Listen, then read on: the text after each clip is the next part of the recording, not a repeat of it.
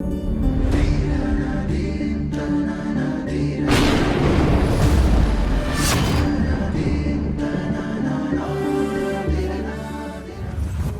ಗುರುಭ್ಯೋ ನಮಃ. ಹರಿ ಓಂ. ಧನಸ್ಸು ರಾಶಿಯ ಬಗ್ಗೆ ಮಾತಾಡೋದಾದರೆ, ಆ ಒಂದು ರಾಶಿಯ ಒಂದು ಸಿಂಬಲ್ ನೋಡೋದಾದ್ರೆ, ನೀವು ಆ ಒಂದು ರಾಶಿಯ ಒಂದು ಆಕೃತಿ ನೋಡೋದಾದರೆ ಅರ್ಧ ಮನುಷ್ಯ ಮತ್ತು ಅರ್ಧ ಕುದುರೆ ಮತ್ತು ಬಿಲ್ಲು ಬಾಣವನ್ನು ಮೇಲನ್ನು ಎತ್ತಿರಬಹುದು.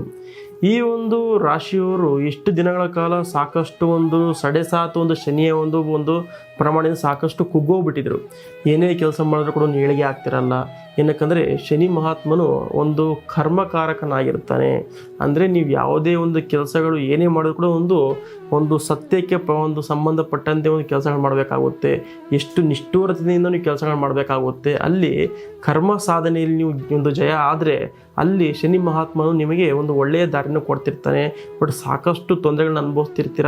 ಸಾಕಷ್ಟು ತೊಂದರೆಗಳಿಂದ ಮುಕ್ತಿ ಆಗೋಕ್ಕೆ ಸಾಕಷ್ಟು ಪ್ರಯತ್ನ ಮಾಡ್ತಿರ್ತೀರ. ಏನೇ ಮಾಡಿದ್ರು ಕೂಡ ಸಕ್ಸಸ್ಫುಲ್ ಆಗ್ತಿರಲ್ಲ ಜೀವನದಲ್ಲಿ. ಎಷ್ಟೇ ಒಂದು ಪ್ರಯತ್ನ ಪಟ್ಟರೂ ಕೂಡ ಪ್ರಯತ್ನಕ್ಕೆ ತಕ್ಕಂತೆ ಪ್ರತಿಫಲಗಳು ಸಿಗ್ತಾ ಇರಲ್ಲ. ಏನೇ ಮಾಡಿದ್ರು ಕೂಡ ಹಿಂದೇಟ್ ಆಗ್ತಾ ಇರುತ್ತೆ. ಇಂಥ ಒಂದು ಧನಸ್ಸು ರಾಶಿಯವರು ನನ್ನ ಜೀವನದಲ್ಲಿ ಏನು ಮಾಡಿದ್ರೆ ಒಳ್ಳೆಯದಾಗ್ಬೋದು, ನನ್ನ ಒಂದು ರಾಶಿಯ ಸಕ್ಸಸ್ ಸೀಕ್ರೆಟ್ ಏನಿರ್ಬೋದು ಅಂತ ತಿಳ್ಕೊಳ್ಳೋದಕ್ಕೆ ಈ ವಿಡಿಯೋನ ಕಂಪ್ಲೀಟಾಗಿ ನೋಡಿ. ಇದಕ್ಕಿಂತ ಮುಂಚೆ ನಮ್ಮ ಚಾನಲ್ಗೆ ಮೊದಲ ಬಾರಿಗೆ ಬಂದಿದ್ದರೆ ಸಬ್ಸ್ಕ್ರೈಬ್ ಮಾಡಿ ಮತ್ತು ಶೇರ್ ಮಾಡಿ ಮತ್ತು ಲೈಕ್ ಮಾಡಿ. ಆದಷ್ಟು ಯಾರು ಸಬ್ಸ್ಕ್ರೈಬ್ ಮಾಡ್ಕೊಂಡಿರಲ್ವೋ ಅವರು ಸಬ್ಸ್ಕ್ರೈಬ್ ಮಾಡಿಕೊಂಡು ಮುಂದುವರಿರಿ. ಧನುಸ್ಸು ರಾಶಿ ಇವರ ಒಂದು ರಾಷ್ಟ್ರಾಧಿಪತಿಯಾಗಿ ಗುರು ಇರ್ತಾನೆ. ಗುರು ಯಾರು? ಒಂದು ಬ್ರಹ್ಮಸ್ಥಾನ ಮತ್ತು ಗುರುಸ್ಥಾನ ತುಂಬ ಒಂದು ಶ್ರೇಷ್ಠವಾದ ಸ್ಥಾನಗಳು. ಬೃಹಸ್ಪತಿ ಅಂತ ಹೇಳ್ತೀವಿ ನಾವು. ಸೊ ಅಂಥ ಒಂದು ರಾಷ್ಟ್ರಾಧಿಪತಿಯಾಗಿ ಧನಸ್ಸುಗೆ ಇರೋದ್ರಿಂದ ಇವರ ಸ್ವಭಾವ ಮೊದಲಿಗೆ ಹೇಳಿದಾಗೆ ಅರ್ಧ ಮನುಷ್ಯ ಅರ್ಧ ಕುದುರೆ. ಅಂದರೆ ಬಿಲ್ಲು ಬಾಣವನ್ನು ಮೇಲಕ್ಕೆ ಎತ್ತಿರ್ತಾರೆ. ಅಂದರೆ ಇವರ ಮಿಶ್ರಿತ ಸ್ವಭಾವ, ಅಂದರೆ ಒಳ್ಳೆ ಮತ್ತು ಒಂದು ಕೆಟ್ಟದು ಎರಡು ಒಂದು ಮಿಶ್ರಿತವಾದ ಒಂದು ಸ್ವಭಾವ ಅಂತ ಹೇಳ್ತೀವಿ ನಾವು. ಆದರೆ ಬಿಲ್ಲನ್ನು ಮೇಲೆ ಎತ್ತಿರೋದ್ರಿಂದ ಆಧ್ಯಾತ್ಮಕ್ಕೆ ಒಂದು ಸಂಬಂಧಪಟ್ಟಂತೆ ಜಾಸ್ತಿ ಇವರಿಗೆ ಒಂದು ಒಲವು ಜಾಸ್ತಿ ಇರುತ್ತೆ. ತುಂಬ ಧ್ಯಾನ ಮುಕ್ತರಾಗೋದು, ಆಧ್ಯಾತ್ಮಕ್ಕೆ ಸಂಬಂಧಪಟ್ಟ ವಿಚಾರವನ್ನು ಜಾಸ್ತಿ ಗ್ರಹಿಸೋದು ಮತ್ತು ಸಾಕಷ್ಟು ಇವ್ರದ್ದು ಔಟ್ಸೈಡ್ ಚಟುವಟಿಕೆಗಳು. ಅಂದರೆ ಕ್ರೀಡಾಪಟುಗಳು ಅಂತ ಹೇಳಿದ್ರೆ ಇವ್ರಿಗೆ ಇನ್ಸೈಡ್ ಅಲ್ಲ, ಔಟ್ಸೈಡ್ ಯಾವುದೊಂದು ಕ್ರೀಡೆಗಳಿರುತ್ತೋ ಅದಕ್ಕೆ ಜಾಸ್ತಿ ಒತ್ತನ್ನು ಕೊಡೋದು. ಮತ್ತು ಈ ಒಂದು ರಾಶಿಯವರು ಜಾಸ್ತಿ ಕ್ರೀಡಾಪಟುಗಳಿಗೆ ಜಾಸ್ತಿ ಪ್ರೇರಣೆ ಆಗಿರುತ್ತೆ. ಫಾರ್ ಎಕ್ಸಾಂಪಲ್ ಹೇಳ್ಬೇಕಂತ ಹೇಳಿದ್ರೆ ಈ ಒಂದು ರಾಶಿಯವರು ಕಬಡ್ಡಿ ಅಂತೇಳಿ ಕ್ರೀಡಾಪಟುವಾಗಿ ತುಂಬ ಚೆನ್ನಾಗಿರ್ತಾರೆ. ಇಂಥ ಕ್ರೀಡೆಗಳಲ್ಲಿ ಇರ್ತಾರೆ ಇವರು ಧನಸ್ಸು ರಾಶಿಯವರು. ಮತ್ತು ಈ ಧನಸ್ಸು ರಾಶಿಯವರು ಸ್ವಭಾವದ ಬಗ್ಗೆ ಹೇಳ್ಬೇಕಂತ ಹೇಳಿದ್ರೆ ತುಂಬ ಮುಂಗೋಪಿ ಜಾಸ್ತಿ ಆಗಿರ್ತಾರೆ. ಅಂದರೆ ತುಂಬ ಹಠ ಸಾಧನೆ, ಮುಂಗೋಪಿ. ಯಾವುದೇ ಒಂದು ವಿಚಾರವು ಸಡನ್ನಾಗಿ ಹೇಳಿದ್ರೆ ಇವ್ರಿಗೆ ಈ ಕೋಪಗಳು ತುಂಬ ಜಾಸ್ತಿ ಬರ್ತಾ ಇರುತ್ತೆ. ಮತ್ತು ಹಠವಾದಿ, ಯಾರೇ ಹೇಳಿದ್ರು ಕೂಡ ತುಂಬ ಹಠದಿಂದ ಕೆಲಸಗಳನ್ನ ಮಾಡ್ತಿರ್ತಾರೆ. ಇದು ಪಡಿಬೇಕು ಅಂತ ಹೇಳಿದ್ರೆ ಪಡಿಲೇಬೇಕು, ಅಷ್ಟು ಇವ್ರದ್ದು ಹಠವಾದಿ ಸ್ವಭಾವ ಆಗಿರುತ್ತೆ. ಮತ್ತು ಇವರು ತುಂಬ ಸದೃಢವಾಗಿರ್ತಾರೆ. ಅಂದರೆ ತುಂಬ ದೃಢತೆಯಿಂದ ಇರ್ತಾರೆ. ಏನೇ ಮಾಡಿದ್ರು ಜಗ್ಗೋದಿಲ್ಲ, ಎಷ್ಟೇ ಮಾಡಿದ್ರು ಕೂಡ ಹಲ್ಲಾಡೋದಿಲ್ಲ. ಅಂಥ ಸದೃಢವಾದ ನೇಚರ್ ಮತ್ತು ಸ್ವಭಾವ ಇವ್ರದ್ದಾಗಿರುತ್ತೆ. ಮತ್ತು ಎಷ್ಟೇ ಕಷ್ಟಗಳು ಇವ್ರ ಜೀವನದಲ್ಲಿ ಬಂದರೂ ಕೂಡ ಇದನ್ನು ಎದುರಿಸಿ ನಿಲ್ಲುವಂಥ ಸ್ವಭಾವ ಈ ಧನಸ್ಸು ರಾಶಿಯವರಾಗಿರ್ತಾರೆ. ಬಟ್ ಆದರೂ ಕೂಡ ಈ ಟೈಮಲ್ಲಿ ಏನನ್ಸುತ್ತೆ, ಎಷ್ಟು ನಾನು ಕೆಲಸ ಮಾಡಿದ್ರು ಕೂಡ, ಇಷ್ಟು ಶ್ರಮ ಪಟ್ಟರು ಕೂಡ ಏನೂ ಆಗ್ತಿಲ್ವಲ್ಲಪ್ಪ, ಇಷ್ಟು ಸದೃಢ ಇದ್ದರೂ ಕೂಡ ಏನೂ ಆಗ್ತಿಲ್ವಲ್ಲ. ಮತ್ತು ಇವರು ಸತ್ಯಕ್ಕೆ ಜಾಸ್ತಿ ಒಲವು ಕೊಡ್ತಿರ್ತಾರೆ. ಅಂದರೆ ಪ್ರಾಮಾಣಿಕರು ಜಾಸ್ತಿ ಆಗಿರ್ತಾರೆ. ಪ್ರಾಮಾಣಿಕರು ಅಂದರೆ ಇವರ ಬಾಯಲ್ಲಿ ಸುಳ್ಳುಗಳು ತುಂಬ ಅತಿ ಕಮ್ಮಿ. ಅಂದರೆ ಜಾಸ್ತಿ ಸತ್ಯಕ್ಕೆ ಹತ್ತಿರವಾಗಿರ್ತಾರೆ. ಇವರಿಂದ ಬಾಯಲ್ಲಿ ಸುಳ್ಳನ್ನು ಹೇಳೋದು ತುಂಬ ಕಡಿಮೆ ಅಂತ ಸ್ವಭಾವರಾಗಿರುತ್ತಾರೆ. ಸೊ ಅಷ್ಟೊಂದು ಸತ್ಯಕ್ಕೆ ಪ್ರಮಾಣವಾಗಿ ಕೆಲಸ ಮಾಡಿದ್ರು ಕೂಡ ಇವರಿಗೆ ಉತ್ತಮವಾದ ಪ್ರಶಂಸೆಗಳು ಸಿಗ್ತಾ ಇರಲ್ಲ. ನಿಧಾನಗತಿಯಲ್ಲಿ ಜೀವನ ಸಾಗ್ತಾ ಇರುತ್ತೆ. ಏನೂ ಕೂಡ ಏಳಿಗೆ ಆಗ್ತಿರಲ್ಲ. ಅಂಥವ್ರು ಈ ಧನಸ್ಸು ರಾಶಿಯವರು ಈ ಸಿಂಪಲ್ ಆದ ಮನೆಯ ಮಂತ್ರವನ್ನು ಮನೆಯಲ್ಲಿ ಮಾಡೋದ್ರಿಂದ ತುಂಬ ಸಕ್ಸಸ್ಫುಲ್ಲಾಗಿ ಜೀವನವನ್ನು ಏಳಿಗೆ ಆಗ್ತಿರ್ತಾರೆ. ಕೆಲವೊಂದು ರಾಶಿಯವರಿಗೆ, ಕೆಲವೊಂದು ಜನರಿಗೆ ರಾಜಯೋಗ ಇದ್ದರೂ ಕೂಡ ಅಲ್ಲಿ ರಾಜರ ರೀತಿಯಲ್ಲಿ ಬೆಳೆಯೋದಕ್ಕೆ ಆಗ್ತಾ ಇರಲ್ಲ. ಅದರ ಸುಖಗಳನ್ನ ಅನುಭವಿಸೋಕ್ಕಾಗ್ತಾ ಇರಲ್ಲ. ಏನಕ್ಕಂತ ಹೇಳಿದ್ರೆ ಅವರ ಜಾತಕಗಳ ಅನುಸಾರವಾಗಿ ನಾನು ಏನು ಮಾಡಬೇಕು ಏನಿಲ್ಲ ತುಂಬ ಕನ್ಫ್ಯೂಷನ್ ಮೈಂಡಲ್ಲಿ ಇರ್ತಾರೆ. ಕೆಲವೊಬ್ರು ನೋಡಿದರೆ ರಾಜಯೋಗನೂ ಇರಲ್ಲ ಮತ್ತು ಯಾವುದೋ ಶ್ರೇಷ್ಠವಾದ ಯೋಗಗಳು ಇರಲ್ಲ. ಆದರೂ ಕೂಡ ದೊಡ್ಡ ಪ್ರಮಾಣದಲ್ಲಿ ಹೋಗಿ ಏಳಿಗೆ ಅಂತ ಆಗ್ತಿರ್ತಾರೆ. ಅಂಥವರು ಅವರು ಜಾತಕಗಳ ಅನುಸಾರವಾಗಿ ನಾನು ಏನು ಮಾಡಿದ್ರೆ ಒಳ್ಳೆಯದಾಗ್ತದೆ, ನಾನು ಏನು ಮಾಡಿದ್ರೆ ನಾನು ಮುಂದಕ್ಕೆ ಹೋಗ್ತೀನಿ ಎಂಬುಟ್ಟು ಅವ್ರಿಗೆ ಗೊತ್ತಿರುತ್ತೆ.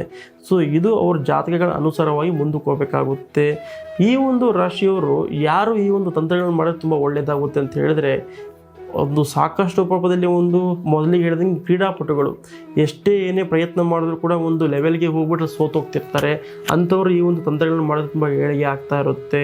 ಮತ್ತು ಯಾವುದೇ ಒಂದು ಕೆಲಸಕ್ಕೆ ತೊಗೊಂಡ್ರೆ ಒಂದು ಟೀಮ್ ಲೀಡರಾಗಿ ಕೆಲಸ ಮಾಡ್ತಿರ್ತಾರೆ ಅಥವಾ ಈ ಸ್ಟಾರ್ಟಿಂಗ್ ಜಾಯ್ನ್ ಆಗಿರ್ತಾರೆ ಕೆಲಸದಲ್ಲಿ, ಅವ್ರು ಮಾಡೋ ಕೆಲಸದಲ್ಲಿ ಅವ್ರ ಪ್ರಶಂಸೆಗಳು ಮತ್ತು ಏಳಿಗೆಗಳು ಆಗ್ತಾ ಇರಲ್ಲ. ಸೊ ಅಂಥವ್ರು ಅವರ ಮಾತಿಗೆ ಏಳಿಗೆ ಸಿಗಬೇಕು, ಚೆನ್ನಾಗಾಗಬೇಕು ಅಂತ ಹೇಳಿದ್ರೆ ಈ ಒಂದು ಸಣ್ಣ ತಂತ್ರವನ್ನು ಮಾಡಬೇಕಾಗುತ್ತೆ.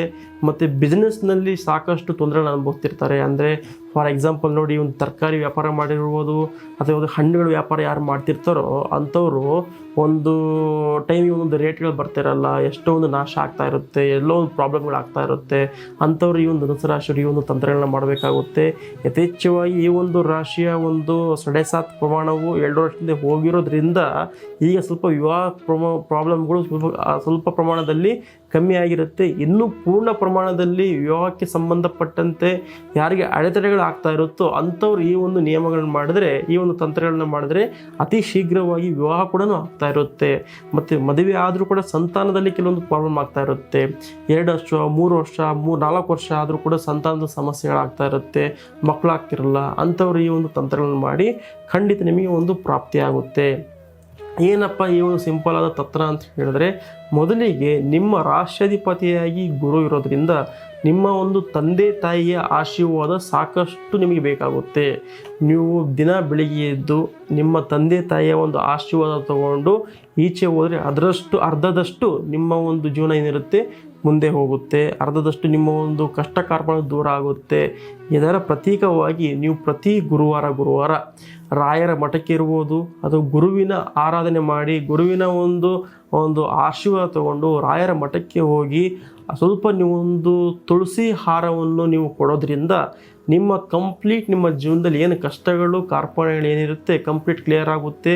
ವಿದ್ಯಾರ್ಥಿಗಳಲ್ಲಿ ಒಂದು ವಿದ್ಯಾಭ್ಯಾಸ ಚೆನ್ನಾಗಾಗುತ್ತೆ, ಗಂಡ ಹೆಂಡತಿರಲ್ಲಿ ಒಂದು ಏಳಿಗೆ ಆಗ್ತಾ ಇರುತ್ತೆ, ಸಂತಾನದಲ್ಲಿ ಒಂದು ಅಭಿವೃದ್ಧಿ ಆಗ್ತಾ ಇರುತ್ತೆ, ವಿವಾಹ ತೊಂದರೆ ಇದ್ರೂ ಕೂಡ ಅದು ಕೂಡ ಕ್ಲಿಯರ್ ಆಗ್ತಾ ಇರುತ್ತೆ. ಮೊದಲಿಗೆ ಹೇಳಿದ್ರೆ ನೀವು ರೈತರಲ್ಲೂ ಕೂಡ ಒಂದು ತೊಂದರೆಗಳು ಏನು ಅನುಭವಿಸ್ತಿರ್ತೀರೋ ಅದು ಕೂಡ ಕ್ಲಿಯರ್ ಆಗುತ್ತೆ. ಇದು ಒಂದು ಧನಸ್ಸು ರಾಶಿಯವರ ಗುರುವಿನ ಒಂದು ತೊಂದರೆಗಳಿಂದ ಗುರುವಿನ ಒಂದು ಆಶೀರ್ವಾದ ತಗೊಂಡು ಮುಂದೆ ಹೋಗೋದ್ರಿಂದ ಈ ಒಂದು ಸಣ್ಣದಾದ ಒಂದು ತಂತ್ರವನ್ನು ಮಾಡಿ ಖಂಡಿತ ನಿಮ್ಮ ಜೀವನದಲ್ಲಿ ಸಕ್ಸಸ್ಫುಲ್ ಆಗ್ತೀರಾ. ಇದರ ಹೊರತಾಗಿ ನಿಮ್ಮ ಜೀವನದಲ್ಲಿ ಯಾವುದೇ ಒಂದು ತೊಂದರೆಗಳಿದ್ದಾರೆ, ಅಂದರೆ ಒಂದು ಹಣಕಾಸಿನ ತೊಂದರೆ ಇರ್ಬೋದು, ಉದ್ಯೋಗದಲ್ಲಿ ತೊಂದರೆ ಇರ್ಬೋದು, ಗಂಡ ಹೆಂಡತಿಯ ತೊಂದರೆ ಇರ್ಬೋದು, ವಿದ್ಯಾಭ್ಯಾಸದ ತೊಂದರೆ ಇರ್ಬೋದು, ಇನ್ನೂ ಮುಂತಾದ ಸಮಸ್ಯೆಗಳಿಗೆ ನನ್ನ ನಂಬರಿಗೆ ಕರೆ ಮಾಡಿ. ಇದು ಒಂದು ಧನುಸ್ಸು ರಾಶಿಯವರು ಸಕ್ಸಸ್ಫುಲ್ ಸೀಕ್ರೆಟ್ ಆಗಿತ್ತು ಜೀವನದಲ್ಲಿ ಏಳಿಗೆ ಆಗೋದಕ್ಕೆ. ಹರಿ ಓಂ.